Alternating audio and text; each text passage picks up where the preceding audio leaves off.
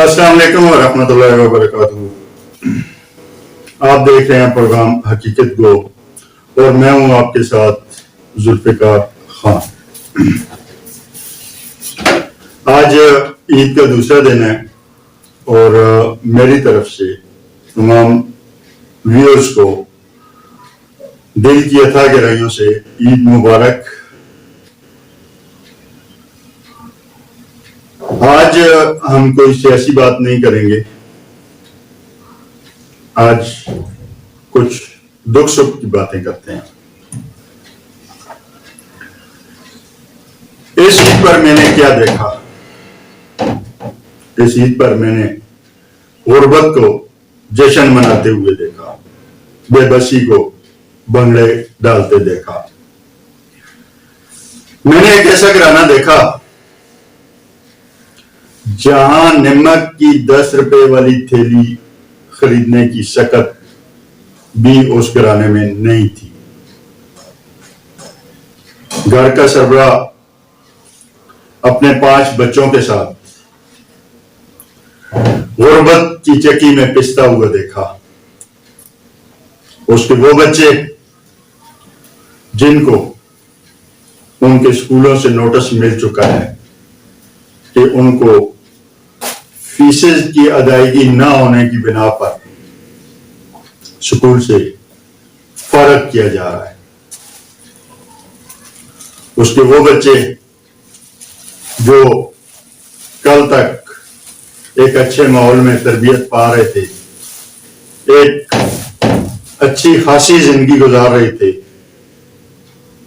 آج کی اس پرفتن مہنگائی کے دور میں اور کام نہ ہونے کی وجہ سے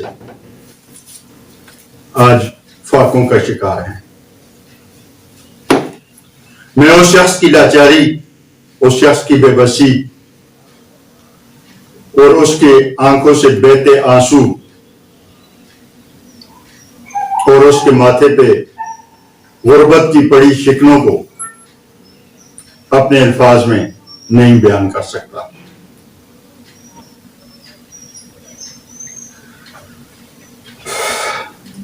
کیا یہ معاشرہ اتنا بےحس ہو چکا ہے کہ آج کے اس دور میں کوئی کسی کی مدد کے لیے آگے نہیں بڑھ پا رہا؟ کیا حالات نے لوگوں کو اس نیج پہ پہنچا دیا ہے کہ وہ اپنے ایک وقت کی روٹی پوری نہیں کر پا رہے اور اس طرح کے لوگوں کی مدد کرنا تو کجا؟ بچوں کے لیے کپڑے خریدنا تو دور کی بات، ان کے پیٹ میں لگی بھوک کے بلند ہوتے شعلوں کو دیکھا. میں نے بیماروں کو دوائی کے لیے تڑپتے دیکھا. میں نے بچوں کو کھلونوں کے لیے بلکتے دیکھا. میں نے وہ چہرے دیکھے جو سارا سال اس امید پر کہ عید قربان پر ہم بھی گوشت کھائیں گے، لیکن ان کی امید بھرا دن بھی انہیں یہ خوشی فراہم نہ کر سکا. میں نے دیکھا کہ ایک نہیں کئی بچے نئے جوتوں کے لیے تڑپ رہے ہیں. کسی کو ہاتھ والی گھڑی کے لیے روتے دیکھا تو کسی کو 30 روپے والی پلاسٹک کی اینک کے لیے تڑپتے دیکھا. اکثر چہروں پر مایوسی، تھکن اور ہار کو دیکھا.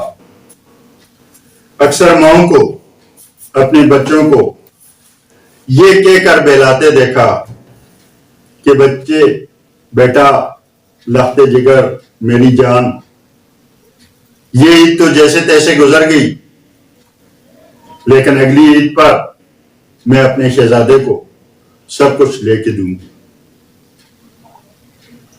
لیکن اس کے لہجے میں یقین کا فقدان تھا. اس کے الفاظ کھوکھلے تھے، اسے اپنے الفاظ پر خود بھی دھوکہ لگ رہا تھا۔ دوسری طرف اس عید کے لیے میں نے گھنٹوں کے حساب سے پہننے کے لیے کپڑوں کی خریداری ہوتی دیکھی، شیف اور باورچیوں کو انواع و اقسام کی ڈشز کی تیاری کے حکم دیکھے، عید قربان کے گوشت کو محفوظ کرنے کے لیے فریج اور ڈیپ فریزر سیل ہوتے دیکھے، لوڈ شیڈنگ سے بچنے کے لیے جنریٹر بکتے دیکھے، عید پر نئے ماڈل کی لگژری گاڑیاں بکتی دیکھی۔ میں نے عید سے پہلے گھروں کی زیبائش و آرائش ہوتے دیکھی۔ میں نے دو طبقوں کے درمیان اتنی دوری دیکھی۔ میں نے دیکھا ایک طبقہ رات بھر اس لیے سو نہیں پاتا کہ صبح بچوں کو کھلائیں گے کیا، تو دوسری طرف میں نے رات کو یہ پلان بنتے دیکھے کہ کل ہم نے کیسے کیسے اور کہاں پر انجوائے کرنا ہے۔